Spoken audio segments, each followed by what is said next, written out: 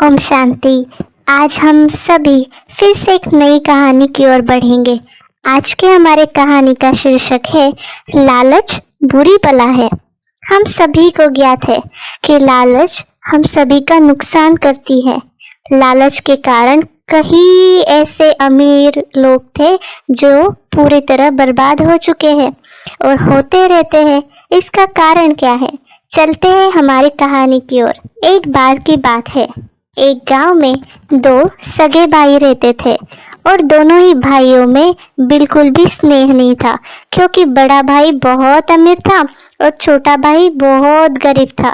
छोटे भाई को खाने के लिए भी कुछ नहीं रहता था, उसका परिवार हमेशा भूखे रहता था। और बड़ा भाई जो पड़ोस में ही रहता था और जो बहुत अमीर था, लेकिन अपने छोटे भाई को कभी मदद नहीं करता था। एक बार की बात है, जब सब तरफ दिवाली का सेलिब्रेशन चल रहा था, तो छोटा भाई अपने घर में अपनी पत्नी और बच्चों की भूख के लिए सोच रहा था कि इनको क्या दिया जाए।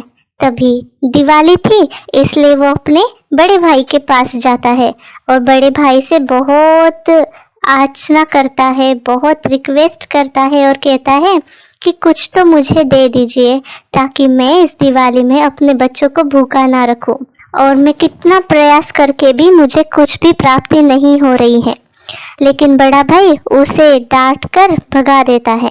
जब वो बहुत दुखी मन से वापस अपने घर आ रहा होता, तो रास्ते में उसे एक बुजुर्ग आदमी मिलता है और वह बुजुर्ग उसे कहता है, रुको बेटा, तुम बहुत उदास हो, बहुत चिंतित लग रहे हो। दिवाली का दिन है, इसमें तो खुश होना चाहिए, तुम इतना दुखी क्यों हो? उसी वक्त छोटा भाई उसे कहता है कि किस बात के लिए खुश हो, क्योंकि मेरे घर में तो अन्न का एक दाना भी नहीं है।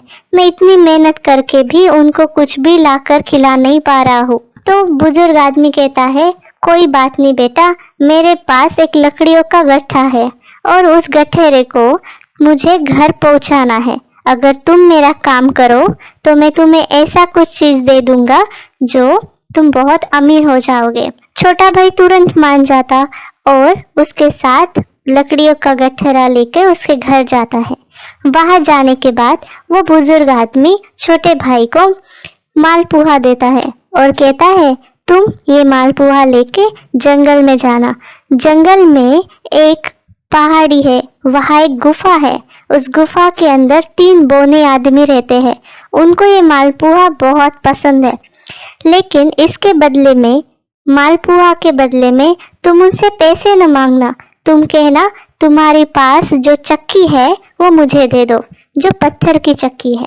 वो बुजुर्ग आदमी की बात मानता है और सारा क्रम वैसे ही करता है जैसे उसे सिखाया गया।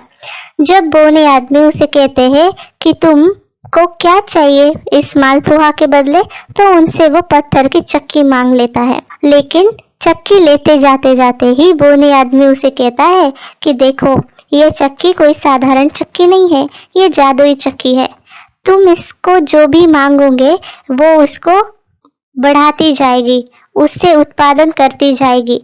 जब तुम्हें उस कोई भी चीज को रोकना है तो तुम इस चक्की पे लाल कपड़ा डाल देना, ताकि उसका जो प्रोडक्शन हो रहा है वो रुक जाएगा। फिर छोटा भाई उसकी हर बात मानता है। घर आने के बाद वो उसको चक्की को कहता कि चक्की चक्की, इसमें से चावल निकाल, और चावल का ढेर लग जाता। जब उसे चावल का उत्पादन रोकना होता है, उस वक्त उस पे वो लाल कपड़ा डाल देता। और उस दिन तो वो सभी घर में बहुत पेट भर के खाना खाकर सो जाते। लेकिन छोटा भाई इसको बहुत अच्छी मेहनत करने के लिए यूज करता।